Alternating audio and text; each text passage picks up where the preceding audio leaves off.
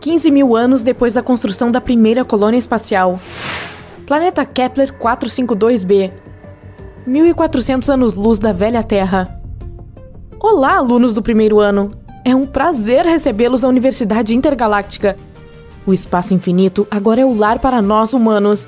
Mas há milhares de anos vivíamos em apenas um planeta, que agora chamamos de velha Terra. Eu entendo que é difícil de acreditar. Hoje ela é uma enorme reserva natural. Mamutes e estegossauros caminham pela sua superfície e pterodáctilos voam pelos céus. Acabou sendo mais fácil recriar animais que perambulavam por lá milhões de anos atrás do que entender como nossos ancestrais viviam. O grande cataclismo os fez abandonar o planeta com pressa, deixando muito do seu legado para trás, e agora o estamos estudando novamente. Mas nossas escavações deixam mais perguntas do que respostas. Arranha-céus, rodovias, shopping centers, cafés, tudo está soterrado sob areia e terra. A ferrugem corroeu os metais e o tempo transformou o concreto em pó. Até a represa Hoover e a barragem das Três Gargantas na China ruíram. Aquelas estruturas colossais se transformaram em montes de pedras.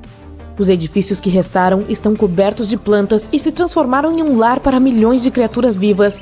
Mas também há boas notícias. Os rostos esculpidos no Monte Rushmore ainda estão visíveis. A montanha é de granito e essa rocha é uma das mais duras da velha Terra. Por mais de 15 mil anos, os rostos dos presidentes dos Estados Unidos se desgastaram apenas 5 centímetros. O monumento vai durar milhões de anos. E a última expedição ao deserto do Saara conseguiu desenterrar a grande pirâmide de Gizé da areia. Agora, qualquer turista pode comprar uma passagem e ver essa maravilha, que até os terráqueos consideravam muito antiga. Surpreendentemente, as ruínas e paredes em destroços de castelos medievais na Europa sobreviveram. Eles eram construídos com pedras maciças e sem peças metálicas que expandem e destroem a pedra quando enferrujam. Nossos ancestrais deixaram para trás uma grande quantidade de lixo, garrafas vazias, plásticos, embalagens. Tudo isso ajuda os cientistas a recriar os padrões de consumo das pessoas do passado. Graças a isso, sabemos com certeza que na década de 2000, quase 8 bilhões de pessoas comiam principalmente batatas fritas, barras de chocolate e pizza. E raramente bebiam água, mas no entanto, adoravam café. 60% dos terráqueos passavam 7 horas por dia na internet. 2 bilhões de websites funcionavam 24 horas por dia, 7 dias por semana. No início, as informações eram armazenadas em discos rígidos, pendrives e CDs, mas esse tipo de armazenamento ficou obsoleto depois de alguns anos. A nuvem tomou o lugar deles. Esse era um tipo de armazenamento online com servidores conectados à rede global. Eles gravavam toda a vida da civilização da Terra, que era armazenada em centros de dados. No espaço, a internet da Terra não funcionou bem. Aparentemente, as grandes distâncias e falta de conhecimento técnico contribuíram para isso. Imagine que um morador de Plutão queira saber a diferença entre a pizza margherita e um calzone. Ele clica no link e espera algumas horas até que ele abra. Se a massa já estiver no forno, foi mal. Cada colônia organizou sua própria internet, enviando satélites para orbitar seus planetas. Demorou para conectar milhares de colônias na rede intergaláctica que agora conhecemos como Uninet. Quando o cataclismo aconteceu, as pessoas tiveram que escapar, deixando seu planeta entregue ao destino. A eletricidade acabou, ninguém manteve os servidores e centros de dados e muitas informações sobre sua civilização foram perdidas. Escaneamos quilômetros de profundidade na Terra e encontramos muitos artefatos interessantes. Alunos, eu os convido a olhar para essa coisa incrível. Os terráqueos a chamavam de câmera. As pessoas tiravam fotos de sua comida, corridas matinais e sapatos novos. Uma coisa que nossos cientistas não conseguem compreender, porém, é que esses povos antigos também costumavam se comunicar através dela. Um dos principais mistérios do passado são os pratos de diversos tamanhos. Os arqueólogos os encontram em quase todas as casas. Eles têm nomes gravados: Floquinho, Zeus, Pingo, Biscoito. Sabemos que eram para os cães e gatos comer, mas não sabemos por que as pessoas mimavam tanto esses animais. Por exemplo, arqueólogos descobriram recentemente um salão de beleza para poodles em São Francisco. Eu também amo o meu dragão das selvas de Gliese 832C, mas eu não trato o pelo e nem as garras dele. E este é o meu artefato favorito: um livro. Não há nada mais valioso no universo. Há apenas um exemplar na minha coleção de antiguidades. É uma antologia de receitas culinárias. Paguei uma fortuna por ele. As ruínas dos museus são tesouros para os arqueólogos e para toda a nova humanidade. Esses prédios desabaram há muito tempo e agora parecem morros comuns, cobertos de árvore e grama. Os museus são como pérolas no oceano. Eles ficam lá no fundo e esperam para serem pescados de suas conchas, e às vezes os arqueólogos conseguem fazê-lo.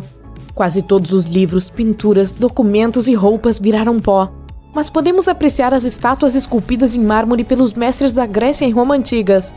Nas paredes das cavernas ao redor do mundo há desenhos de animais e impressões de mãos dos primeiros povos. Eles não sabiam ler, dirigir carros, nem pilotar uma nave espacial, mas suas pinturas sobreviveram. É incrível! Ao longo de milhares de anos, o tempo consumiu enormes represas, cidades com arranha-céus e pontes, e a palma de um antigo humano ainda decora a parede fria e áspera de uma caverna. A arqueologia espacial está se tornando cada vez mais popular. Milhares de toneladas de detritos espaciais voam ao redor da velha Terra. Foi uma verdadeira sensação a descoberta da sonda Voyager 1. Os terráqueos a enviaram ao espaço no início do seu desenvolvimento. Eu vejo seus sorrisos condescendentes. Hoje, esse dispositivo pode ser montado por qualquer aluno do primeiro ano a partir de peças de reposição na garagem dos seus pais. Mas, caros alunos, não vamos rir dos nossos ancestrais. Eles tentaram fazer o melhor que puderam. A Voyager não é um simples satélite. O dispositivo pode ser comparado a uma mensagem em uma garrafa lançada ao mar. E o mar cósmico é milhões de vezes maior do que o Oceano Pacífico da velha Terra. Os engenheiros do passado deixaram uma cápsula do tempo com uma mensagem na sonda. Ela contém fotos de pessoas e da natureza do planeta, bem como informações científicas sobre a Terra. 90 minutos de música gravada são de suma importância. Este é um verdadeiro presente dos nossos ancestrais para nós, o povo do espaço. Os sinais de rádio que a humanidade enviou ao espaço também sobreviveram. Nós os rastreamos. Transmissões de rádio, conversas telefônicas e paradas musicais continuam sua jornada pelo espaço. Milhões de anos depois, enfraquecerão e deixarão para trás apenas um eco eletromagnético. Em 2020, havia 1,4 bilhão de carros na velha Terra. Inacreditável! Mas eles se moviam por estradas asfaltadas com pneus de borracha, não no ar. Quando os humanos voaram para o espaço, deixaram seus veículos no planeta. Em apenas algumas centenas de anos, os carros estragaram completamente e se transformaram em pilhas de metal, plástico e borracha. Um que sobreviveu por milênios foi o veículo Lunar Roving. Não tem ar, água e nem terremotos na Lua. Tudo que chega lá fica meio parado no tempo, e foi isso que aconteceu com esse rover. Os arqueólogos encontraram muitas outras espaçonaves inteiras e acidentadas na Lua. Esses equipamentos são artefatos de valor inestimável no Museu de Tecnologia da Terra Primitiva. No arquipélago Svalbard, no Oceano Ártico, os cientistas desenterraram o silo global de sementes. Os terráqueos o construíram em 2008. Ele virou uma verdadeira sensação. O enorme silo continha 4,5 milhões de amostras de 500 sementes cada. Bilhões de sementes ajudaram a desenvolver a agricultura aqui nas colônias. Agora, você pode comer pipoca e hambúrguer com pãezinhos de verdade, graças a isso. Por milhares de anos, as sementes foram mantidas sem a atenção humana. Isso não é um milagre, mas um cálculo científico preciso. O silo foi construído no subsolo a uma profundidade de 120 metros. Não há terremotos ou inundações lá, e o permafrost fornecia a temperatura ideal para as sementes sobreviverem. A maioria dos metais foi extraída do minério. Esses minérios não contêm metais puros, mas apenas seus compostos químicos. Para obter ferro puro, o minério deve ser fundido primeiro. No entanto, há um problema. Os metais do minério oxidam em contato com água ou oxigênio. Em outras palavras, eles enferrujam. É assim que o metal retorna ao seu estado natural de minério. É por isso que pregos, cercas de metal, pontes e casas enferrujam e desabam. Mas isso não acontece com ouro, prata e platina. As coisas feitas com esses metais são eternas e nunca perderão sua forma. Claro, se você não começar a bater nos anéis e pingentes com um martelo. Durante as escavações, os arqueólogos encontraram milhares de itens de joalheria. Os terráqueos adoravam usá-los em seus corpos. Coroas, colares luxuosos, alianças de casamento. Todas essas joias agora são histórias mantidas nos museus galácticos. Quão sozinhos estamos na nossa galáxia? Grilos. Sim, estamos quase sozinhos aqui. Mas será que existem outras civilizações à espreita em algum lugar lá fora, nas profundezas da Via Láctea? Elas poderiam ter más intenções e ser uma ameaça para nós? Como se precisássemos de mais ameaças. Bom, ei, Vamos nos divertir um pouco com isso. Alguns teóricos revisaram a história humana e as ações passadas uma contra a outra. Não tem prêmios de Miss Simpatia lá. E, supondo que fosse de alguma forma como nós, usaram isso para calcular a probabilidade de invasores espaciais. Eles determinaram que poderia haver 4 civilizações malignas em nossa galáxia. As 4 podem estar ansiosas por dominação intergaláctica, ou talvez apenas por uma boa partida de dominó. Elas podem ser altamente avançadas em tecnologia, ou podem ter acabado de inventar uma versão maligna dos consoles de games. Para entender o quão avançadas essas culturas podem ser e o que esperar, há uma maneira de definir seus níveis de ameaça. Um método chamado Escala de Kardashev analisa as possíveis habilidades das nações intergalácticas. Com 3 níveis diferentes, essa escala analisa a quantidade de energia que uma civilização poderia tirar de sua estrela, indicando seu nível de tecnologia. Isso inclui apenas aquelas que alcançaram a comunicação interestelar. Portanto, quaisquer outros seres que usem, digamos, pombos espaciais serão, é claro, excluídos. O tipo 1 mostra que elas podem aproveitar a energia do Sol, mas apenas do que é recebido dentro de seu próprio planeta, como painéis de energia solar. O tipo 2 é onde elas podem usar a energia diretamente do Sol, como através de uma esfera de Dyson. É usada para aproveitar toda a energia do Sol, tendo sido construída inteiramente em torno dele. E por fim, o tipo 3, onde a civilização pode usar todos os elementos fornecidos pela galáxia, com o poder não apenas de aproveitar a energia das estrelas, mas também dos buracos negros, até mesmo do buraco negro supermassivo central. Esses níveis são importantes para avaliar como as civilizações avançadas podem estar por aí. Estima-se que a Via Láctea tenha cerca de 13,6 bilhões de anos. Os humanos modernos só existem nos últimos 200 mil anos, e estamos apenas no tipo 1. É assustador imaginar o tempo que outros seres tiveram para se desenvolver. Somos considerados um pouco tardios em comparação. A Terra está, digamos, atrasada para a festa, porque estamos localizados nos braços externos da galáxia. Matemáticos acreditam que sistemas estelares mais centrais tiveram mais tempo para progredir. Com isso em mente, quão comuns seriam outros seres inteligentes na galáxia? Com todos os eventos com potencial para terminar a vida a que a Terra sobreviveu, é um milagre ter um planeta como o nosso e sermos únicos, ou não? Há 100 trilhões de estrelas em nossa galáxia, e existem até 200 bilhões de planetas, com cerca de 300 mil exoplanetas capazes de sustentar o tipo de vida que conhecemos. Desses planetas habitáveis, como poderíamos dizer que tem outros seres ansiosos para nos enviar um e-mail? Ninguém teve tempo de contar individualmente, é claro. A equação de Drake pode nos dar alguns números aproximados se tomarmos as médias de alguns fatores-chave. Ela detalha os critérios de quantos planetas com vida seriam inteligentes o suficiente para fazer comunicação. Os números são enormes, considerando quantas estrelas podem ter planetas. E a partir daí, nós destilamos ainda mais para aqueles dentro da zona habitável do Sistema Solar. Esta zona é chamada de Zona Cachinhos Dourados, pois não está muito longe do Sol e nem muito perto dele. Está no lugar certo. Reduzimos ainda mais os números calculando qual desses planetas habitáveis será capaz de sustentar a vida.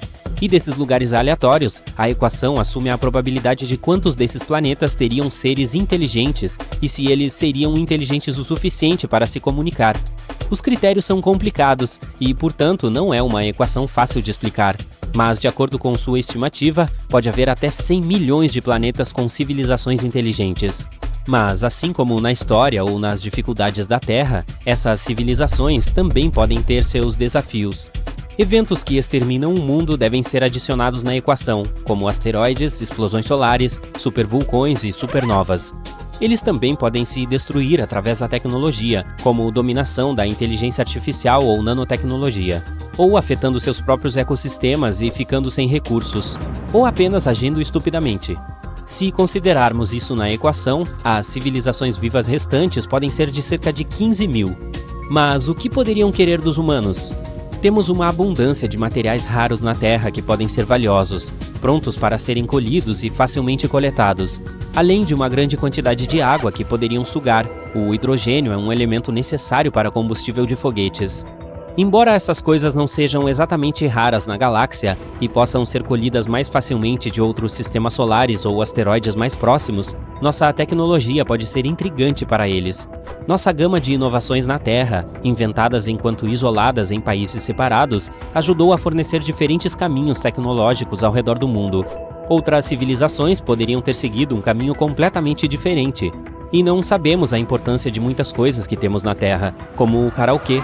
O mesmo vale para as ciências aplicadas, onde elas podem ter evoluído em atmosferas diferentes com elementos diversos. A ciência deles seria afetada principalmente por isso, e a nossa lhes forneceria mais conhecimento. Depois há uma das coisas mais raras da galáxia, que a Terra pode sustentar a vida. Isso seria muito útil para um viajante intergaláctico, em vez de passar pelo longo processo de terraformar um planeta inabitável. Por que não tomá-la? Com um posto avançado aconchegante, seria um lindo destino de férias quando eles precisassem de algum tempo longe de conquistar outras civilizações. Felizmente, eles não estariam interessados em nos comer, ou provavelmente não teriam um apetite por nada na Terra. Eles precisariam ter uma bioquímica semelhante e as mesmas enzimas para processar as moléculas a partir das quais fomos construídos. Ufa! Mas a coisa mais provável que eles gostariam é de remover qualquer competição. A maior ameaça para eles é qualquer coisa que ofereça um desafio à sua dominação. Mas antes de você ficar muito assustado com essas civilizações malignas, isso foi baseado no comportamento humano. É possível que qualquer ser lá fora possa não ter muitas de nossas emoções humanas. Por exemplo, sua capacidade de raiva pode ser limitada, ou eles podem ter evoluído sem ela. Eles podem vir de um mundo com uma história tão diferente da nossa que poderiam confiar demais, fazendo com que a gente vire a civilização maligna. Mas, novamente, eles também podem não ter empatia e outros traços positivos que temos. Bom, vamos torcer para que eles só tenham nossos traços agradáveis. Felizmente, há uma grande coisa que nos separa de todo o resto. A galáxia é enorme e leva muito tempo para se ir a qualquer lugar, até mesmo aos nossos sistemas solares mais próximos. A coisa mais rápida que enviamos para o espaço é a sonda Galileu, que viaja até 170 mil km por hora. Mesmo assim, levaria 72 mil anos para chegar ao sistema estelar mais próximo, Alpha Centauri. Ainda assim, com uma sonda guiada a laser recém-proposta capaz de viajar a 1/5 da velocidade da luz, ainda levaria até 20 anos para fazer a viagem. Em uma escala maior, a Via Láctea tem mais de 105.700 anos-luz de diâmetro. Se uma civilização fosse capaz de desenvolver a velocidade da luz, levaria centenas de milhares de anos para viajar de uma extremidade à outra. Com uma enorme distância entre o pequeno número de civilizações, o único contato bem-sucedido seria através de viagens interestelares avançadas. Mas, para conseguir fazer uma jornada tão longa, quanto maior a massa ser acelerada, mais energia é necessária. Portanto, não é provável que algo muito grande seja enviado. Mas eles poderiam viajar para cá muito rapidamente, em um pequeno ônibus usando a capacidade de quebrar as leis de velocidade cósmica. Eles já podem estar aqui nos observando de perto, ou apenas assistindo a Netflix. Eles precisariam de tecnologia muito avançada, e teoriza-se que o número de espécies que obtém isso seja de apenas 2 das 15 mil. Isso significa que há uma chance de 0,01% de civilizações malignas serem incapazes de nos visitar em breve. Se eles sabem que estamos aqui e querem algo de nós, é provável que levem milhares, se não milhões de anos para chegar. Então temos muito tempo para relaxar. Pode curtir mais outro. Sabia que os humanos são mesmo pessoas do espaço? Você nasceu lá. Caramba, eu também. Todos nós. Mas para que os humanos estejam aqui na Terra, muitas condições precisam ser precisamente corretas. Ou seria altamente improvável que existíssemos. Mas estamos aqui. Primeiro nós e quaisquer outras criaturas que possam estar pelo espaço. Temos que viver em um planeta orbitando uma estrela branco-amarelada. E não uma vermelha ou azul. Não uma azul, porque ela queima muito rápido, em alguns milhões de anos. E não haveria tempo para a evolução fazer sua magia relativamente lenta e produzir seres inteligentes. A desse tipo também tende a inchar e ficar vermelha, quando colapsa e explode. Isso torna altamente improvável que qualquer civilização possa prosperar perto de uma estrela azul. As vermelhas, que são de longe o tipo mais numeroso, também não parecem boas opções para as civilizações inteligentes orbitarem. Elas são tão frias e tão fracas que um planeta que poderia desenvolver uma civilização deveria orbitar muito perto de uma, o que o deixaria exposto à intensa e mortal radiação de raios X. Portanto, embora as estrelas vermelhas sejam as mais numerosas e pareçam ter muitos planetas em sua órbita, elas não são uma boa opção para hospedar vida inteligente e civilizada como a nossa. A missão então ficou para as amareladas, que são cerca de 10% do total. No entanto, um fato importante deve ser considerado antes de se cogitar a possibilidade de vida inteligente em torno de uma estrela amarelada. Esta deve ser de terceira geração. Apenas a desse tipo irá conter a diversidade química suficiente para sustentar formas de vida avançadas. Cada vez que uma estrela explode, são criados elementos mais pesados e complicados. A explosão expulsa esses elementos, que acabam entrando em uma nebulosa. A gravidade dentro da nebulosa formará gradualmente a próxima geração de estrelas, e assim por diante. Nossos corpos precisam de cálcio para nossos esqueletos e dentes. Nossos cérebros precisam de zinco para ajudar a criar os sinais eletroquímicos que nos fazem nos mover, sentir e pensar. Nosso sangue precisa de ferro, portanto nossos corpos precisam ter se formado em torno de uma estrela de terceira geração e uma amarela. Surpreendentemente, a Terra tem todos os 94 diferentes elementos do universo que ocorrem naturalmente, do hidrogênio ao plutônio. Talvez seja por isso que estamos aqui, e temos que agradecer ao nosso Sol, esta anã amarela de terceira geração por isso. Por que amarela? Porque ela queima de forma muito constante por fusão nuclear, sem alterar significativamente o brilho, ao longo de bilhões de anos. Se nosso Sol se tornasse apenas 6% mais brilhante ou mais escuro, a Terra ficaria muito quente ou muito fria para sustentar a vida civilizada. Felizmente, ela está na zona habitável, ao redor do astro-rei, que é onde água líquida pode existir em um planeta. Mas isso nos leva à segunda condição necessária para que a vida inteligente resista no espaço: o próprio planeta. Estudos recentes com o telescópio Kepler mostraram que 1/4 de todas as estrelas anãs amarelas podem conter planetas semelhantes à Terra, na zona habitável em torno delas. Esse número é um tanto discutível. Pode ser apenas 1 em cada 33, mas ainda há muitos planetas orbitando estrelas amarelas em zonas habitáveis. Então, vamos considerar o segundo componente essencial para a vida inteligente no espaço: o próprio planeta. Aquele que abrigaria uma civilização inteligente deve ter muitas características particulares que não são fáceis de encontrar individualmente e ainda mais raras de achar em combinação. Mais importante ainda, deve ter proteção contra a estrela que está orbitando. Como as estrelas brilham pela fusão nuclear nos núcleos delas, o gás na camada externa do Sol, chamado de corona, é expelido para o espaço no que é chamado de vento solar. Os satélites dos Estados Unidos fazem leituras constantes da força do vento solar, que é principalmente núcleo de hidrogênio eletrificado, ionizado, juntamente com um punhado de núcleos atômicos de muitos outros elementos encontrados no Sol. Não é a atmosfera que protege a Terra, é a magnetosfera, que para ou desvia o perigoso vento solar, causando auroras quando este é atraído pelos polos magnéticos da Terra e eletrifica o ar da atmosfera superior como uma lâmpada fluorescente. Sem uma magnetosfera ao seu redor, qualquer planeta, mesmo aqueles em zonas habitáveis, seria torrado por uma chuva constante de núcleos de hidrogênio ionizado da sua estrela. Um planeta com vida deve ter uma magnetosfera forte o suficiente para desviar o vento solar. Nem todos os do nosso sistema solar contam com uma. Os gigantes gasosos, Júpiter, Saturno, Urano e Netuno, até possuem, mas não podem ter civilizações. Dos mundos sólidos, apenas a Terra e Mercúrio apresentam magnetosfera, mas este é muito fraco para parar o vento solar por causa de sua proximidade com o Sol. Outro escudo protetor que mantém a Terra a salvo do Sol é sua atmosfera, que tem cerca de 480 km de espessura, com a maior parte concentrada a apenas 15 km da nossa superfície. Ela protege tanto da radiação ultravioleta, UV, do Sol, quanto dos raios X. O gás ozônio, que possui 3 átomos de oxigênio ligados a uma grande molécula de gás na atmosfera superior, bloqueia a maior parte da radiação UV do Sol de atingir o solo. Marte, cuja atmosfera é 1000 vezes mais fina que a da Terra, não conta com ozônio, e as emissões ultravioletas solares irradiam totalmente na superfície dele. Um planeta deve ser capaz de bloquear a radiação UV da sua estrela. Então, a composição específica da atmosfera é fundamental para que qualquer corpo espacial desse tipo tenha uma civilização inteligente.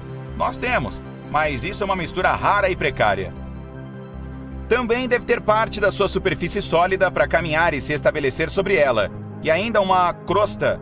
É pura ficção científica considerar civilizações subaquáticas ou flutuantes nas atmosferas de outros planetas. Esta precisa contar com placas tectônicas que se movem, cujo movimento cria a subducção da crosta. Isso é quando uma placa tectônica desliza por baixo ou por cima de outra, trazendo a matéria fresca para a superfície. Essa renovação das propriedades químicas do planeta impede o equilíbrio químico, onde nada é reativo. Terremotos e vulcões também contribuem para o processo de renovação geoquímica. Isso mesmo, terremotos e vulcões são bons. A subducção de placas tectônicas, então, é outro item essencial para a vida. Marte não tem atividade de placas tectônicas, assim como Vênus e Mercúrio. Este é uma grande placa tectônica, mas não há atividade dela em andamento além de um leve encolhimento.